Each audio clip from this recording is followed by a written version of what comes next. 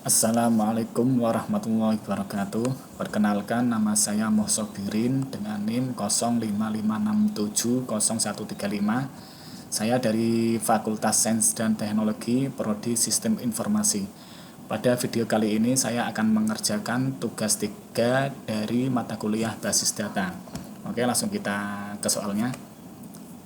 Tugas 3, A. Melakukan praktikum transaksi, dan B. Melakukan praktikum basis data terdistribusi. Panduan mengerjakan: lakukan setiap tahapan praktikum dengan mengacu pada panduan praktikum yang tersedia dalam e-learning BMP M1M4206 basis data. Oke, langsung kita aktifkan kontrol panel exam. Ini sudah saya aktifkan dulu ya tadi, biar tidak kelamaan. Kita masuk ke localhost. Nah, dari tugas kemarin kita sudah membuat database rumah sakit. Oke, kita klik. Nah, kita cek kolom tipe ini udah tertulis InnoDB, ini artinya database sudah siap untuk transaksi. Pada pertama kita akan membuat transaksi perintah commit ya. Klik Buttons, create new. Kita tuliskan transaksi 1. Oke, ini di drop saja belakang.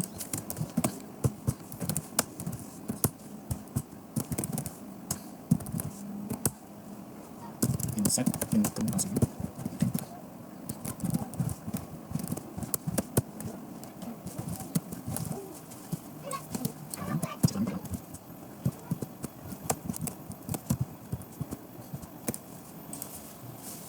Oke, yang pertama untuk transaksi pertama kita coba menuliskan perintah insert tapi tanpa memakai perintah commit ya. Kemudian kita tes panggil transaksi ini, kita masuk SQL.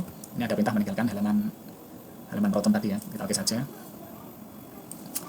Cara panggil call transaksi 1, transaksi yang sudah barusan kita bikin.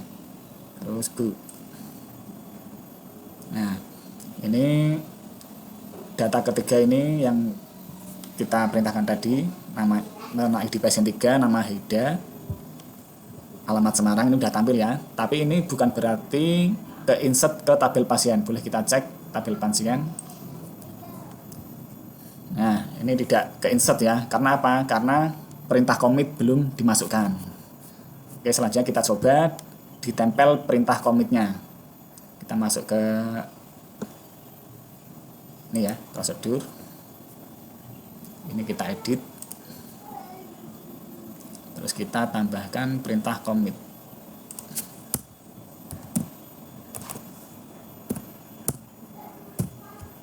Go. Lalu kita tes lagi.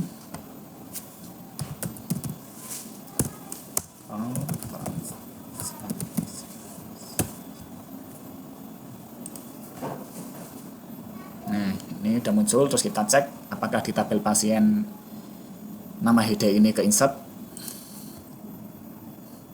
Nah, ini ke insert ya, sudah ke insert. Ini artinya apa? Karena perintah commit sudah dimasukkan.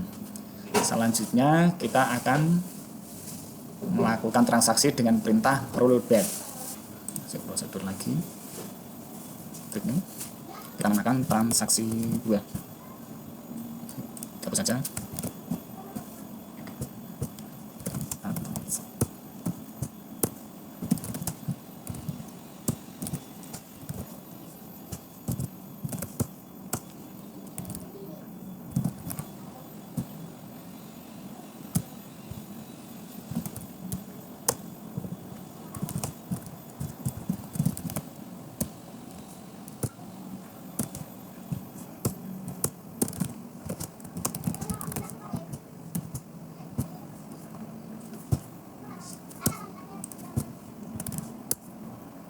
Oke, ini kita coba mengupdate nama pasien ya, tabel pasien.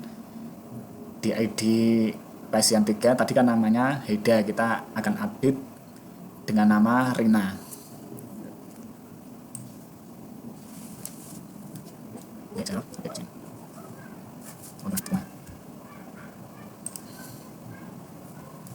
Selanjutnya kita tes.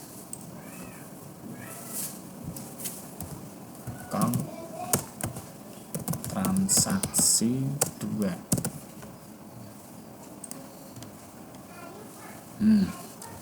Kenapa Kenapa ini tidak berubah? Karena ada perintah rollback. Rollback artinya membatalkan perintahnya. Kita cek di tabelnya juga apakah berubah. Sama sekali tidak berubah. Oke, selanjutnya kita lanjut yang ketiga, checkpoint. Checkpoint kita namakan transaksi 3.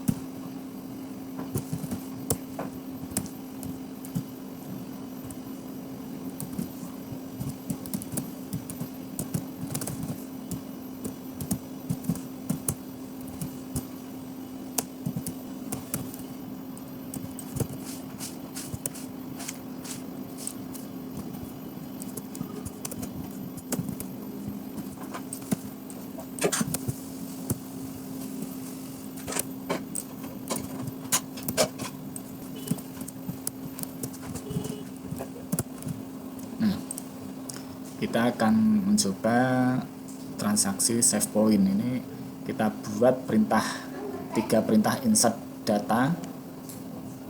Yang pertama save point, yang kedua ini diikuti rollback. Ini artinya pada transaksi kedua ini dibatalkan, namun titik save-nya terdapat yang terakhir ini ya, yang save point ini. Terus dilanjut insert yang ketiga. Nah, ini kalau dijalankan, data pertama akan kesimpan, data kedua tidak kesimpan, terus data ketiga kesimpan. Oke, kita simpan, kita tes.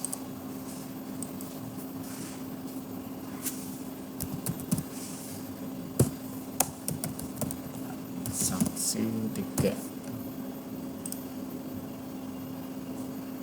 Nah, ini tadi perintah pertamanya Aisyah kesimpan ya, ID 4. Terus perintah keduanya nama Rina tidak kesimpan, ID 5 ini nggak kesimpan. Terus perintah yang ketiganya kesimpan, yang nggak kesimpan karena ada rollback tadi.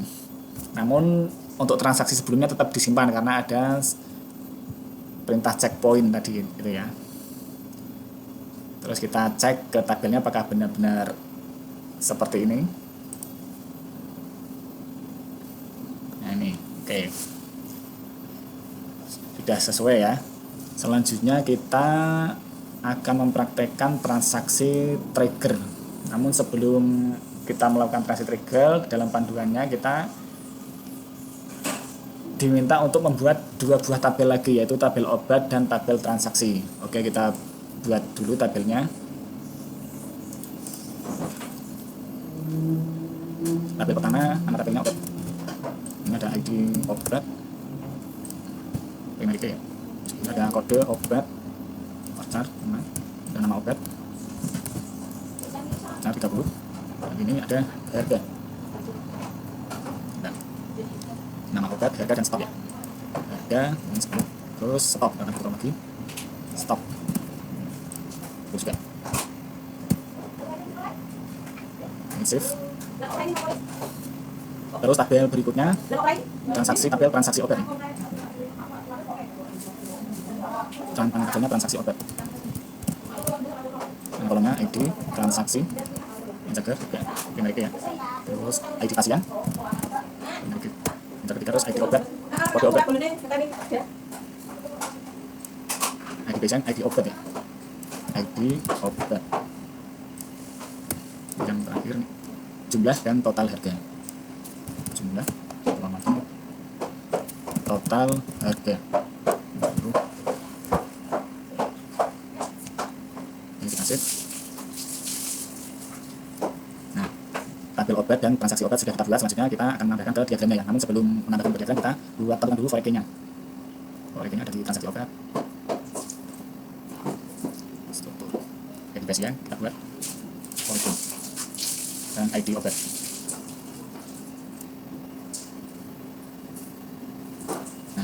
Oke, sudah kita bikin. Selanjutnya kita ke diagramnya.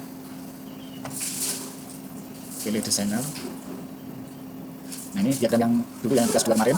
Selanjutnya kita akan menampilkan 2 tabel tadi ya. Kliknya show head table list. Ini ada tabel obat, kita klik, nanti akan muncul di sini transaksi obat, kita klik juga. Oke, selanjutnya kita bikin remasinya. Ini set dulu. Remasi IP obat.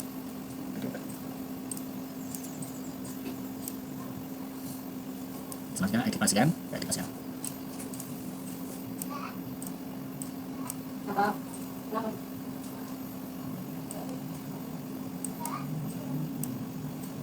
Oke, kita save dulu.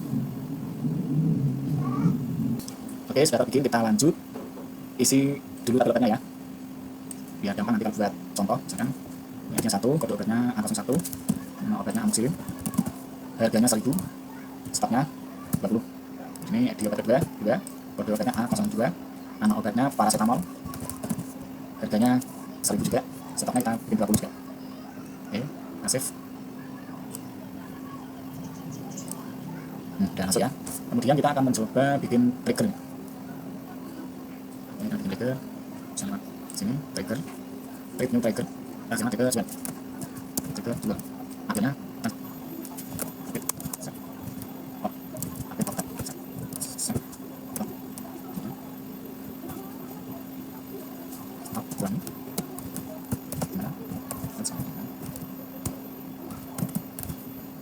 ini masuknya setelah transaksi obat ada insert data, maka dia akan mengupdate ke tabel obat, yaitu stoknya akan dikurangi sesuai yang tadi ditransaksikan di tabel transaksi obat. Ini rumusnya stok dikurangi jumlah yang ini, jumlah di mana ID obat sama dengan yang ada di tabel transaksi obat. Tuh, hasil. Selanjutnya kita akan tes transaksi obat ya. Kita akan tes input ID transaksi 1, ID pasiennya misalnya 3 ya. Terus ID obatnya A01 amoxicillin, jumlahnya 5, total harga dari 5.000. Kita coba. Nah, ini berhasil masuk ya. Nah, kita apakah triggernya sudah berjalan? Kita cek ke tabel obat, kalau stok obatnya berkurang 5 berarti triggernya sudah berhasil ya. Tadi stok obatnya kan ada 20, ini ditransaksikan ada 5, berarti dikurang 5. Nah, ini tadinya 20, dijual 5, otomatis tinggal 15. Oke, untuk trigger sudah. Selanjutnya kita akan membuat replikasi. Nah, ini replikasi ya. Oke, cara membuat replikasi, kita ke PHP admin. Ini pilih home ya. Di sini ada replication. Ini ada klik konfigurasi. Nah, ini pilih ignore all database replicate. Yang akan kita replikasikan database rumah sakit, kita pilih. Namun terus go. Namun sebelum kita klik go, kita copy dulu. Ini klik ini kan ada script ya, kita copy dulu. Kita copy. Terus kita masuk ke exam control panel, MySQL kita stop dulu. Terus kita masuk ke config, pilih my ini. Nah, kemudian yang kita copy tadi ditaruh di sini ya, setelah MySQL error log, taruh di bawahnya. Paste di sini. Oke, setelah itu kita save. Pilih save. Kemudian kita start lagi. Nah, setelah itu kita balik ke PHP MyAdmin lagi. Kita klik go. Nah, untuk melihatnya ini show primary store, kita klik. Nah, ini berarti sudah berhasil ya. Kemudian selanjutnya kita bikin user account. Ini user account untuk mengakses ke database ini ya. Kita add user account. Kita namakan misalnya namanya Sobirin, nama saya. Hostname-nya kita, hostname ini diisi IP address komputer yang akan dipasang ya. Kita kasih contoh saja 192.168.8.1. 56 passwordnya kita isi misalkan SBR123. Kita ulangi SBR123. Yang ini dikosongkan saja. Kemudian kita ke bawah, lihat replication client ini dicentang, terus replication slave kita dicentang. Kemudian klik go. Nah, pembuatan user account berhasil. Kita cek. Nah, ini ya, Sobirin, hostname-nya di IP tujuan ini. Terus ini kegunaannya untuk replication slave sama replication client. Nah. Kemudian selanjutnya kita ekspor database rumah sakit ini ya. Kita ekspor, klik dulu database-nya, terus kita ekspor.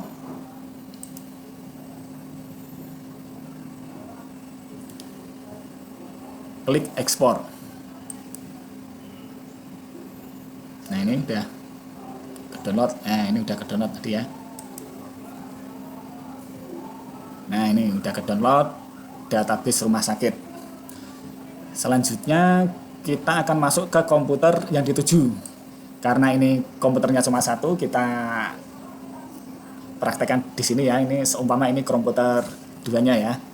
Sama yang pertama juga aktifin exam control exam panel, start, terus ke PHP My Admin. Nah, ini PHP My Admin-nya, klik hub, terus replication juga, terus klik replication, kliknya di sini ya. Terus ini diisikan username dan password tadi yang kita bikin. Ini isikan Sobirin, passwordnya SBR123, hostnya IP tadi ya, yang kita bikin.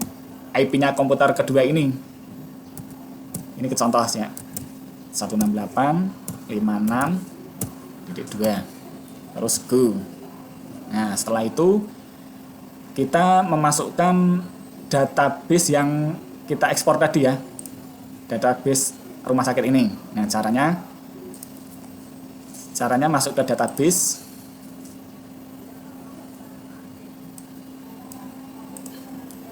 Kita klik database-nya dulu. Ini karena database rumah sakit, sebenarnya kita namakan database rumah sakit juga, karena ini masih satu komputer, kita namakan rumah sakit 2 ya. Sakit 2. Create.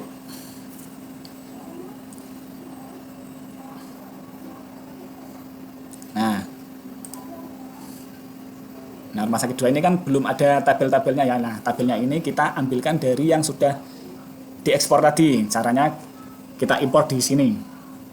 Klik impor. Choose file, pilih file. Tadi filenya di sini ya, rumah sakit. Lalu import.